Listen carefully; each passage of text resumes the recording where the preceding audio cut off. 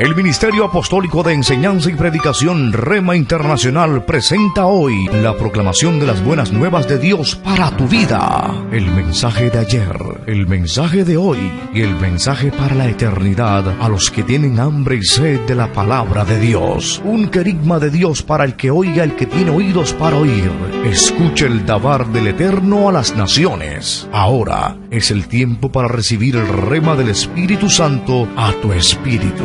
Escuchemos con fe la memra del Señor para el alma. Vamos a estar mirando hoy la señal de la mujer. La señal de la mujer y el dragón. Esto está basado en Apocalipsis capítulo 12. Así que yo le invito a que usted busque ese pasaje, a que nos deleitemos en este poderoso mensaje que está aquí en el capítulo 12 del Apocalipsis.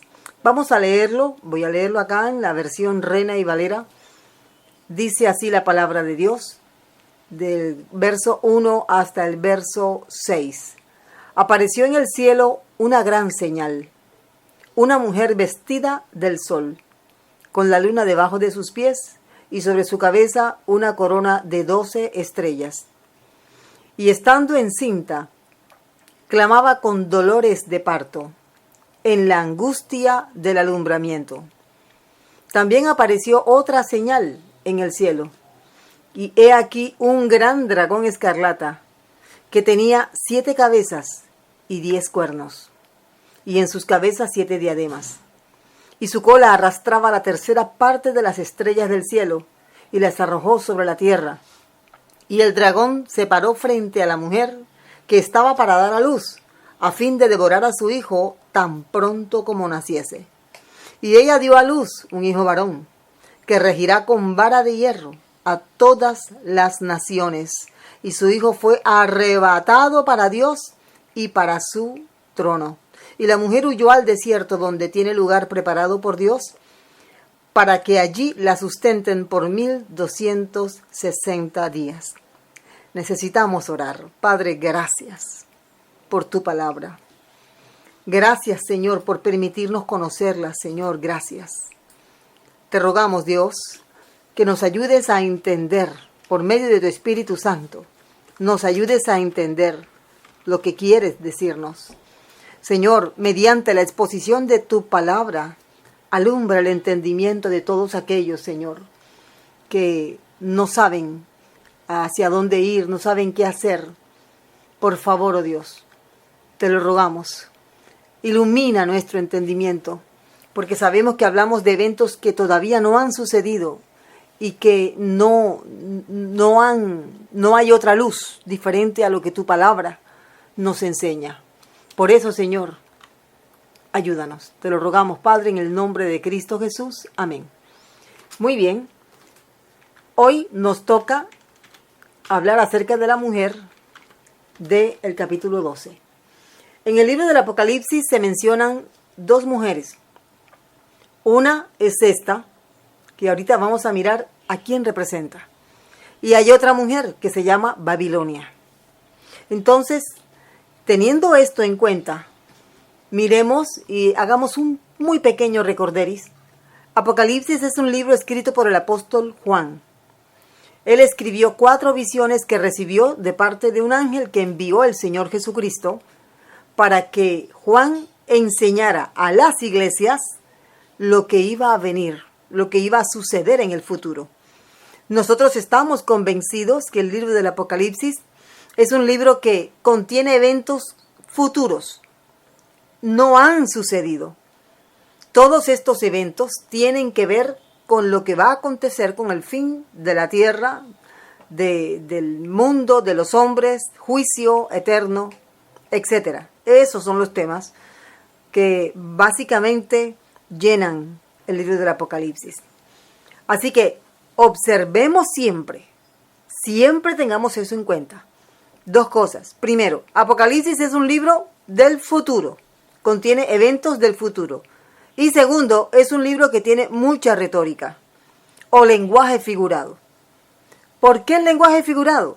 Porque Dios está tratando de hablarnos de eventos y cosas, principios espirituales que de otra forma no los entenderíamos. Si fuera una profecía con palabras difíciles de entender, imagínese, si con todo y el lenguaje figurado, mire lo que nos cuesta. Imagínese que Dios no usara la plastilina y los colores para ilustrarnos de lo que viene. Eso hay que tenerlo en cuenta. Bueno, hemos dicho ya algunas cosas, base para entrar en el estudio de este poderoso pasaje. Dios nos ha permitido conocer el futuro. Y entre las cosas que nos ha permitido conocer, nos ha permitido ver una historia. Una historia. No solamente profecía, es historia también. Así que en este pasaje tenemos la historia de una nación que Dios escogió desde antes de la fundación del mundo para que a través de ella naciera el Mesías. Esa nación es Israel. Israel, la nación de Israel. Así que mirando un poquito con una lupa el pasaje, vamos a ver las señales que están descritas en este pasaje y así vamos a entender mucho mejor. Miremos la primera señal. La señal, y por cierto, dice el texto, una gran señal.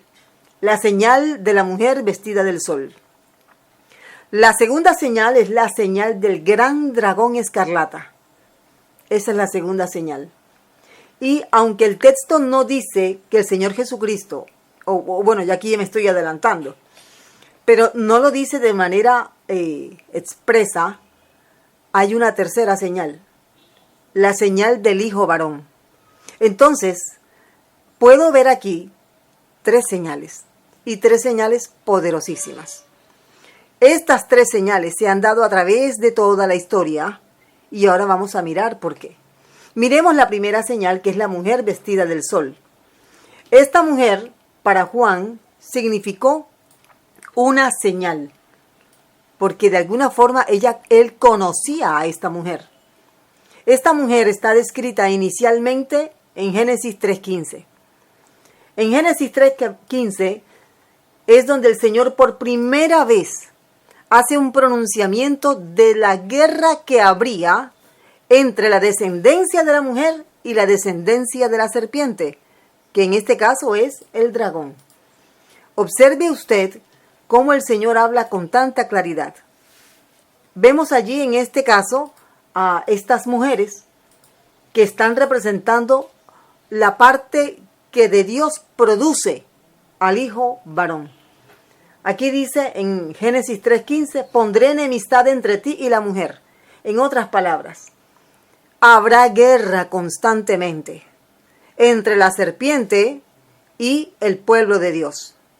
Mire por dónde vamos ya. Habrá guerra constante entre el pueblo de Dios y la serpiente.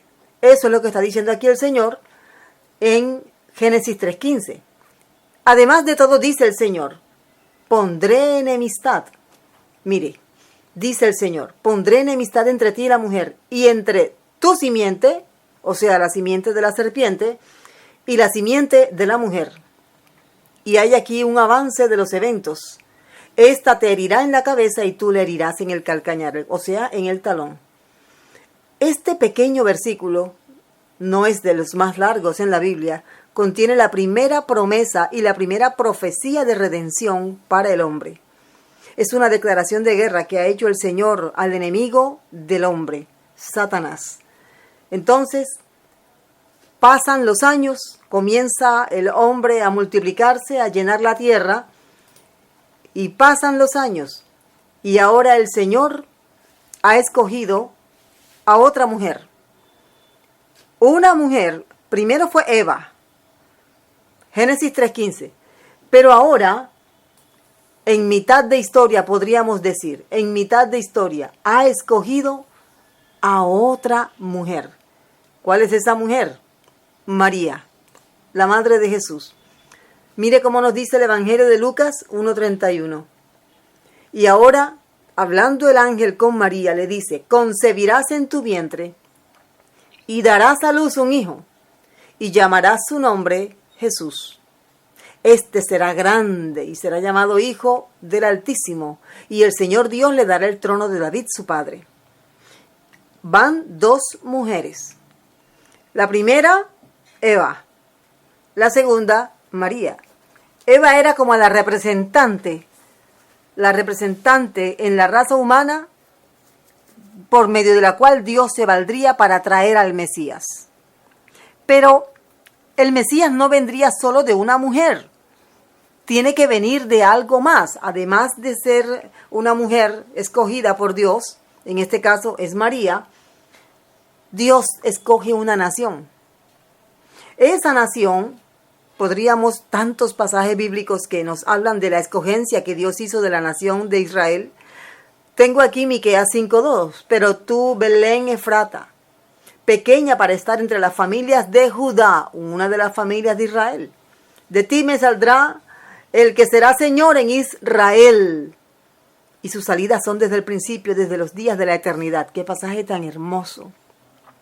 Entonces mire cómo tenemos aquí la profecía y promesa que progresivamente se llevó a cabo, se fue dando hasta llegar a nuestro tiempo en que ya disfrutamos de la redención. Porque el hijo varón de la mujer nació, y el hijo varón de la mujer murió en la cruz, resucitó al tercer día y ahora está sentado a la diestra de Dios Padre. Y está dispuesto a salvar a todo aquel que llegue arrepentido a Él.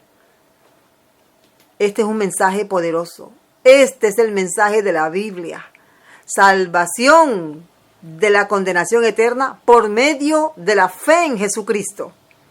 Este es el mensaje de la Biblia. ¿Y dónde lo vemos? Apocalipsis 12. Qué poderoso y qué hermoso es el Señor al permitirnos ver una especie de mapa de toda la historia de los acontecimientos que rodearon la redención del hombre. Entonces, esta mujer de Apocalipsis 12 no es Eva, no es María. Ellas son parte del proceso. Eva porque fue la primera que recibió el llamado. Ella es la primera. Cuando ella tiene, por ejemplo, a Set, ella pensó, este es el Salvador. Estoy hablando acá con palabras ya del Nuevo Testamento. Este es el Salvador, este es el Redentor. Este es el que Dios me ha dado en lugar de Abel. Porque ya Abel había muerto por mano de su hermano Caín. Pero no era Set. Después siguieron naciendo otros salvadores temporales, como Moisés, por ejemplo, como José. Y ninguno de ellos era el Mesías verdadero. Pero ellos eran precursores del Mesías universal, eterno, que nos salvaría y nos daría vida eterna. Entonces, ya que he hablado y he dicho que esta mujer de Apocalipsis 12 es la nación de Israel, ¿por qué no es Eva ni María? Bueno, por la descripción que aparece aquí. Recuerde el lenguaje figurado. Dice, vestida de sol. ¿Qué significa que la mujer está vestida de sol? Bueno, el sol es una estrella tan grande, sobre todo para nosotros, pues, que no nos permite ver, nos encandila, no nos permite ver detalles. Si una persona se viste de sol, imagínese, ¿qué es lo que va a ver la gente? Solamente va a haber una luz potente, pero no le van a permitir ver la persona que lleva el vestido. Por eso la figura, por eso es este símbolo tan importante. Si una persona se viste con tela de sol, esto es algo aquí ya imaginario, fíjese cómo Dios nos enseña, no veríamos a la persona, vemos solo el vestido. Y eso es lo que pasa con Israel. La gente no lo reconoce. Y quienes lo reconocemos somos pocos. En este último tiempo el antisemitismo ha crecido mucho. Ahora hay, sobre todo los gobiernos de izquierda, que se pronuncian a favor del antisemitismo y a favor de los enemigos de Israel. Esto independientemente de lo que Israel como nación está haciendo hoy. Hoy vemos, por ejemplo, que Israel está promoviendo el mes del orgullo. El mes del orgullo es una práctica antibíblica que no apoyamos en la iglesia. El cristianismo no apoya ese tipo de orgullo bajo ninguna circunstancia. Sin embargo, Israel está apoyándolo. ¿Qué tenemos que hacer en este caso? Hacer lo que dice la Biblia. Orad por la paz en Israel. Ora por la paz en Jerusalén. Pero no demos opiniones en contra. Porque detrás de todo esto, Israel representa a la mujer con el vestido de sol. Este es un detalle importante. Otro detalle que nos indica que esta mujer de Apocalipsis 12 es una figura retórica de la nación de Israel. Bueno, tiene la luna debajo de sus pies. Está parada encima de la luna. Es una figura bastante difícil porque el vestido es de sol. Quiere decir que no la vemos. No se puede ver porque la luz del sol es muy fuerte, muy potente. Pero ella, sus pies están sobre la luna. Porque es que el calendario que usa Israel como nación no es el calendario solar, es el calendario lunar. Así que ellos, todas las fechas que tienen con base en la Biblia, están regidas por el movimiento de la luna, por las fases de la luna. Nosotros, occidentalmente hablando, tenemos como base de la medida de tiempo el calendario solar. Entonces, para nosotros es difícil como que coincidir con las celebraciones y las fiestas bíblicas que se ciñen al movimiento de la luna, sí, a las fases de la luna. Entonces, no coincide el calendario solar con el calendario lunar. Por eso este detalle es tan importante, porque cuando Juan está viendo la visión, la tierra estaba bajo el Imperio Romano. Y el Imperio Romano siempre se siguió por el calendario solar. Así que para Juan era fácil identificar. Esta mujer se ciñe por un calendario lunar. Un detalle importante que me parece que es de valor mencionarlo. Actualmente en Israel se reconocen dos calendarios. Está el calendario del judaísmo ortodoxo y está el calendario caraíta. El calendario ortodoxo está por el año 5780 y tanto. El calendario caraíta está en el año 5996. Hay una diferencia entre los dos calendarios de 210 años aproximadamente. Esto hace que pensemos un poco, que nos sentemos y que digamos, esto es de cuidado. ¿Por qué los caraítas, que también son judíos, que también son de Israel, tienen un calendario que tiene tantos años ya de avance? Más de 200 años de diferencia con el calendario que el judaísmo ortodoxo usa. Es porque hay una diferencia con respecto al conteo del tiempo que Israel estuvo en Egipto. En esto no se han puesto de acuerdo. Pero pensando con más detalle, si nosotros estuviéramos, como dicen los caraítas, en el año 5996 después de la creación de Adán y Eva, quiere decir que faltarían aproximadamente, 4 años para el año 6000. Quiere decir entonces que en el año 6000 algo va a pasar. Las cosas van a cambiar. Y siendo así, iglesia, el arrebatamiento de la iglesia está más cerca de lo que cualquiera se imaginaría.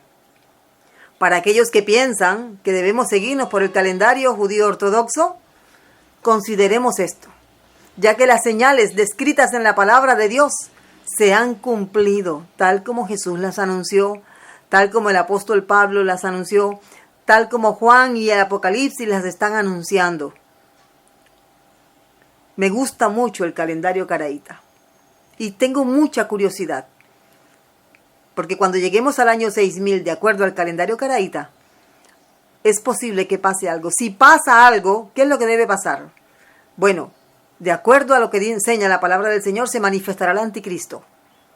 Después que el anticristo se manifieste, la iglesia será arrebatada. Y después vendrá ese tiempo, esa semana 70 que no se ha cumplido todavía, que es la gran tribulación anunciada por el Señor Jesús. Dolores de parto del Mesías es lo que vendrá. Por eso hay que estar listos, porque en cualquier momento aparecerá el Señor. De todas maneras, estos son conteos que pueda que tengan una oscilación de más o de menos años, pero estamos cerca y eso es seguro. Entonces la mujer está parada sobre la luna y sobre la luna el calendario lunar es de Israel. Otra descripción que nos habla, y esta es la tercera descripción, es que la mujer tiene sobre su cabeza una corona de 12 estrellas. La mujer tiene una corona de 12 estrellas. Las 12 estrellas son las 12 familias, 12 estrellas son las 12 familias que nacieron del patriarca Jacob, llamado después y cambiado su nombre por el Señor como Israel. Esas 12 familias son las que hacen, las que conforman la gran nación de Israel. Son ellas. Ellas son las que entonces identifican a esta mujer como la nación de Israel. Y no podemos decir otra cosa, ya que los elementos mencionados aquí, Juan los identificó con mucha claridad. Es Israel. Entonces, fíjese, la historia de la redención humana, la redención por parte del Señor Jesucristo para la humanidad, primero se le anunció a Eva. Después se le anunció a María y se llevó a cabo la redención cuando Jesús nace de María en Israel y originado en Israel. Porque la salvación viene de los judíos. El mismo Jesús lo dice en Juan capítulo 4. Esto es algo que debemos tener muy presente. Por eso no podemos levantarnos contra Israel. Para algunos Israel, el Israel bíblico ya dejó de existir, fue aniquilado cuando el Imperio Romano, en el año 135, por allá, después del primer siglo, en guerras contra todos los que se levantaron, se sublevaron contra el Imperio Romano, prohibieron la entrada a Israel, a Jerusalén le cambiaron el nombre de Jerusalén a Aelia Capitolina, pero sigue siendo Jerusalén. El hombre puede hacer los cambios que quiera, pero Dios tiene un plan perfecto y se llevará a cabo. La Biblia dice que Israel nunca dejaría de ser. Israel permanecerá. Todo lo que Israel haga tendrá que dar cuentas a Dios, pero es el Israel bíblico. Es el Israel anunciado en la Biblia. No dejará de ser, lo dice el Antiguo Testamento, Jeremías 31, lo dice el apóstol Pablo, Romanos 9. ¿Ha desechado Dios a su pueblo? Jamás, en ninguna manera. Así que el Israel que usted ve allí, que es llamado de otras formas para quitarle la identidad, la originalidad, ese es el Israel bíblico. Entonces, todas estas enseñanzas nos dan una orientación clara. La mujer de Apocalipsis 12 es la nación escogida de Israel. Antes de avanzar con el siguiente punto de nuestra enseñanza, hay dos cositas que me gustaría aquí, o por lo menos una por el momento, una que es sobre el aborto. Observe usted que la mujer está encinta. Así dice el texto bíblico, está encinta. Y está en trabajo de parto. Clamaba con dolores de parto en la angustia del alumbramiento. Los que conocemos cómo es una mujer cuando está a punto de dar a luz, cuando ya está en trabajo de parto, nos damos cuenta. Es una mujer que pierde la compostura, grita en algunas ocasiones, se agarra el abdomen, cierra los ojos, trata de soportar el dolor. Eso es lo que está viviendo Israel en este momento. Hay dolores de parto en el planeta. Hay dolores de parto en Israel. Estamos viviendo principio de dolores de parto. Pero todavía no es el fin, dice Jesús.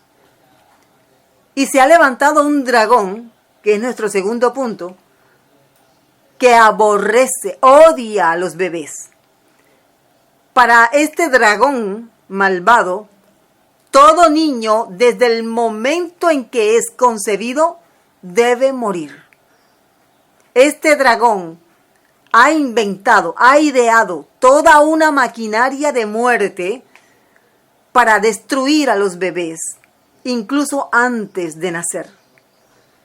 Así que en el capítulo 12 tenemos una gran condenación de parte de Dios hacia el aborto asistido. Obviamente no es el aborto accidental, el aborto asistido, el aborto por el cual muchos se han especializado para desmembrar, envenenar, dañar, destruir los cuerpos indefensos de los bebés. ¿Por qué? Yo pienso que cada bebé le recuerda al Satanás la encarnación de Jesucristo. Cada bebé le recuerda a Satanás que Dios se hizo carne y nació a través de una mujer, siendo un bebé, y un bebé que fue cuidado a lo máximo. Ojo con este detalle. Es demasiado importante que observemos esto. La segunda señal entonces es la señal del dragón. Esa expresión señal, semeión es una palabra griega que significa, es una señal sobrenatural, es un milagro, algo que no debería suceder y está pasando. Es una señal que evidencia que las cosas van a cambiar. Dios habla por medio de señales. Dios siempre le ha dado al hombre señales. Algunos hombres las logran ver, pero parece que la mayoría no logran identificar las señales de parte del Señor. No las logran identificar y siguen en esa carrera de la vida como si nada estuviera cambiando. Como si las cosas permanecieran eternamente así como están en el día de hoy. Y no es así. Mucha gente no reconoce las señales. Algunos las reconocen, pero no les importa, porque siguen pensando que por tantos años se ha hablado acerca de la segunda venida de Cristo. No creo que venga en este año, precisamente. Así que en ese sentido de demora, como que el Señor se tarda demasiado, en ese sentido mucha gente hace planes como si fueran a vivir eternamente. Y solamente hay vida eterna en Cristo Jesús. De nada sirve hacer planes aquí para vivir para siempre. Pensemos ahora en este dragón. Este dragón, la palabra tanín, es el hebreo. Habla de que es un monstruo marino. Es un monstruo marino que puede también estar en la tierra. También se puede entender como una serpiente marina. ¡Qué terror! Esto es algo que es horrible para todos aquellos que corremos incluso por una lagartija. La palabra dragón aparece 19 veces en el texto bíblico. ¿Qué nos dice eso? El dragón sí existió. No sabemos en qué año fue eliminado el último dragón, pero si la Biblia habla de un dragón, es porque el dragón existió. En un documental de la National Geographic, estaban hablando acerca del descubrimiento de un dragón que habían encontrado en una cueva, en una de las cuevas de las montañas europeas, y que era de un dragón. Incluso se dieron cuenta del sistema que tenía en el cuello o pescuezo, como mejor entienda, es un animal de todas maneras, y cómo este animal estaba lleno de gas metano. Tenía un sistema en el cuello que le permitía, seguramente en momentos en los que él se sentía amenazado, botar fuego por la boca. Esto es algo que usted puede investigar un poquito más y darse cuenta de los detalles. Pero el asunto es que el dragón es un animal temible, era un animal terrible. Y si la Biblia habla de este ser tan detestable, es porque existió realmente. Entonces, ya que era un animal que producía tanto temor, tanto miedo, puede ser el que está descrito allá en Job.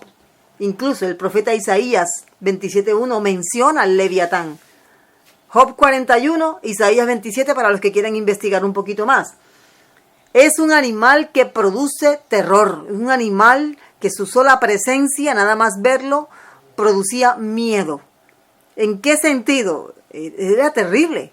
Si usted mira la descripción que hace Job, Era una serpiente gigante que ¿quién iba a cazarlo? ¿Quién iba a pescarlo con anzuelo? Sus escamas, algunos dicen que tal vez era un cocodrilo, pero la descripción no coincide con la de un cocodrilo. Así que más bien era ese terrible animal que Dios usa como un ejemplo de que así es Satanás. Todo lo devora, todo lo destruye.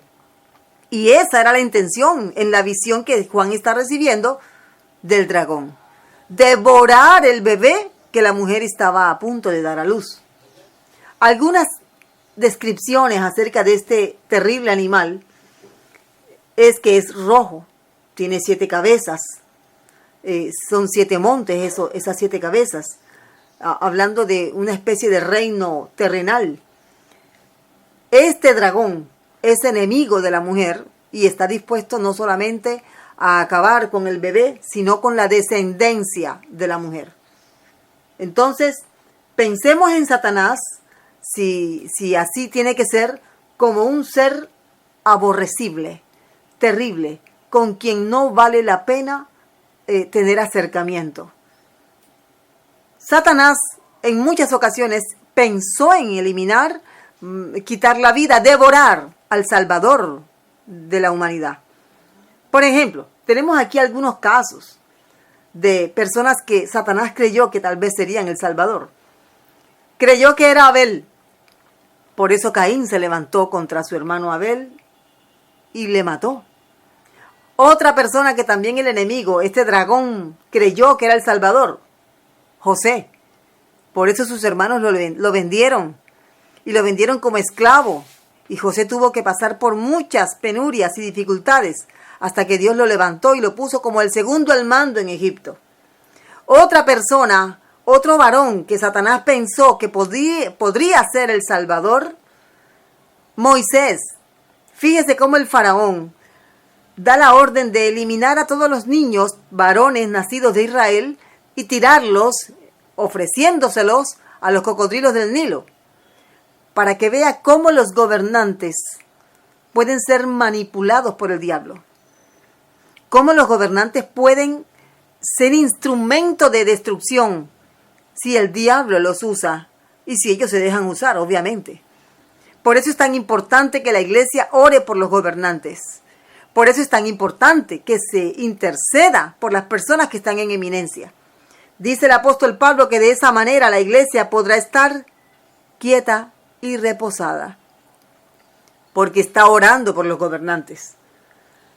Fíjese lo que hizo este gobernante. Mandó a matar a todos los bebés. Después tenemos al rey David. El rey David, fíjese, cuando Saúl se dio cuenta que Dios había elegido a otro para que le sucediera en el trono, persiguió a David, lo persiguió por años, lo persiguió con la intención de matarlo. Lo tuvo enfrente, le tiró la lanza, tratando de enclavarlo en la pared, pero no pudo. ¿Por qué Saúl hacía esto? Porque Satanás lo tenía bajo su dominio para destruir a quien él creía que era el Salvador. Así que siempre todo aquel que va a ser usado por Dios en una obra poderosa va a ser atacado por el diablo. Si tú crees que Dios te ha llamado, agárrate.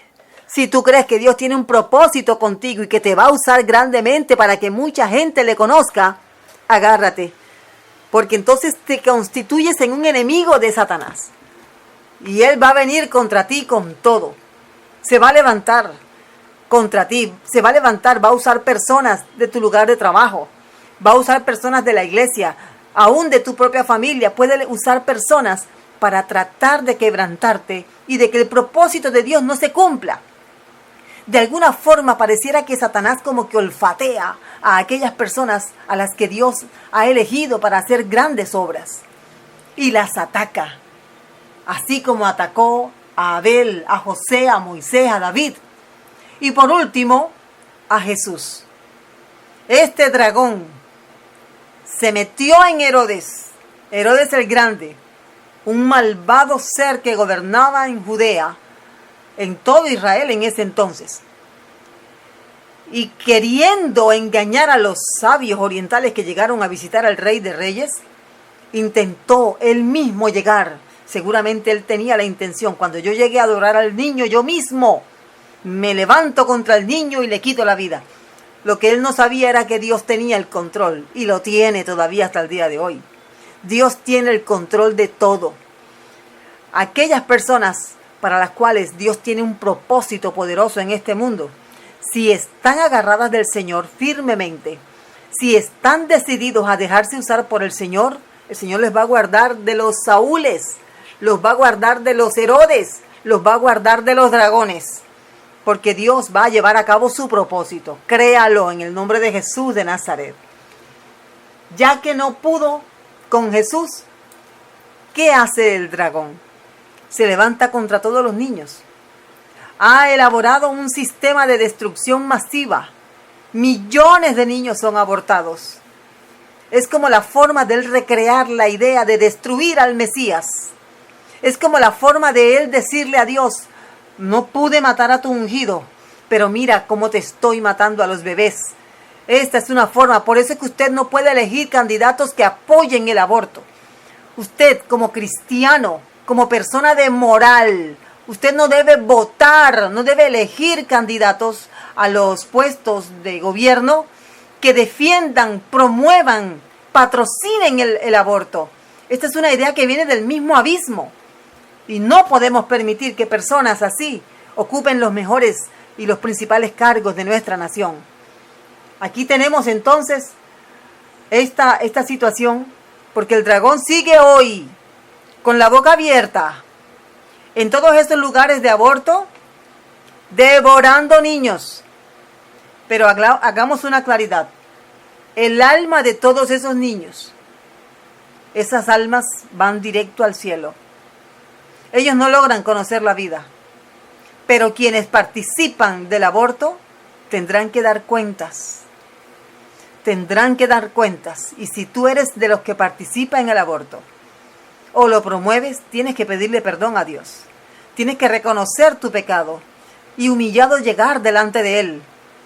Si te arrepientes de esa práctica, Dios te va a perdonar. Y comienza entonces a hacer la campaña contraria. Campaña pro vida. Campaña que le permita a los niños no nacidos nacer. Tenemos una tercera señal. Creo que es la más importante. Vamos a mencionarla de la siguiente manera. El hijo varón. El hijo varón. Resulta que este pasaje nos dice cosas que son poderosísimas con respecto al hijo varón. Dice el verso 5 de Apocalipsis 12. Y ella dio a luz un hijo varón. Y dice que regirá con vara de hierro a todas las naciones. Regirá. Todavía no, pero llegará. Y dice, y su hijo fue arrebatado para Dios. Hay dos grandes doctrinas bíblicas en este solo versículo 5. Uno, la encarnación de Jesús. Dios se hizo carne en Jesús. Y después de haber muerto en la cruz y estar sepultado, resucita al tercer día y asciende delante de la mirada de sus discípulos. La otra doctrina que está aquí expuesta es la doctrina del arrebatamiento. El arrebatamiento. El Hijo varón es el Rey eterno y universal. Jesús de Nazaret, el Mesías, el Cordero de Dios, el camino, la verdad y la vida. Él es el Hijo varón. ¿De dónde salió? De Israel. Y Él fue arrebatado para Dios. Así es. Esta es otra evidencia gramatical de que la iglesia será arrebatada, tal como lo dice el texto bíblico en la segunda carta a los tesalonicenses, primera a los Corintios 15. Tenemos los ejemplos de Enoc, que fue llevado. Elías también fue traspuesto. Son muchas las evidencias acerca del arrebatamiento. Así que aquellos que están en contra de esta doctrina ya no la pueden negar, pero están tratando de torcerla. De decir cosas como que, por ejemplo, el arrebatamiento es espiritual o el arrebatamiento es en mitad de gran tribulación. Cosa que no es así. Nosotros somos pretribulacionistas. Eso quiere decir que nosotros creemos, por la interpretación de la palabra de Dios, que la iglesia no va a atravesar la gran tribulación, sino que será arrebatada antes. De eso hemos hablado en otros tiempos, y usted puede buscarlo a través de Didascalia TV Net. Tenemos entonces estas dos poderosas doctrinas. La encarnación. Recuerde, todo aquel que niegue que Jesucristo ha venido en carne es del anticristo. Pero aquel que acepte el hecho de que Dios se hizo carne en Jesús de Nazaret es de Dios. Lo contrario, el anticristo. El que lo confiesa es de Cristo, pero el que lo niega es del espíritu del anticristo. Esta es una poderosa doctrina. Jesús no fue engendrado por ningún varón humano. Jesús fue engendrado por el poder del Espíritu Santo. Recuerden, el Espíritu Santo te cubrirá con su sombra, le dijo el ángel a María. Jesús nació para reinar. Jesús no nació para vivir como un hombre común. Jesús nació para reinar y darnos esa posición inicial que Dios quiso darle a Adán y que por causa del pecado se perdió. Fíjese usted cómo Herodes terminó. Herodes murió, pero el Señor preservó al bebé Jesús, que hoy es Jesucristo, nuestro Señor y Salvador. Él ascendió al cielo, de la misma forma como también el Señor se llevará a su iglesia cuando llegue el momento. Necesitamos orar. Qué bueno es el Señor que nos permite conocer su palabra. Vamos a orar. Padre, gracias te damos. Te bendecimos. Te exaltamos. Padre, gracias por permitirnos conocer lo que tu palabra dice con respecto a Israel, con respecto a Jesús, con respecto a Satanás. Gracias por abrir nuestros ojos. Gracias por hacernos entender lo que tu palabra nos enseña. Si alguno, Señor, en este momento tiene dudas con respecto a su relación contigo, ayúdale, Señor. Condúcele, Señor, a reconocerte a ti como Señor y Salvador. Porque tú naciste para que todo aquel que en ti cree no se pierda, sino que tenga vida eterna. Gracias te damos, Rey eterno. Muchas gracias. En el nombre poderoso de Cristo Jesús, nuestro Señor y Salvador. Amén. El Ministerio Apostólico Rema Internacional pone a disposición esta predicación. Ofrecemos ministración a simposios, seminarios, campañas evangelísticas, educación globalizada sana y de carácter interdenominacional. Escríbanos a ministerioremainternacional@gmail.com o llámenos al celular 316-270-7181.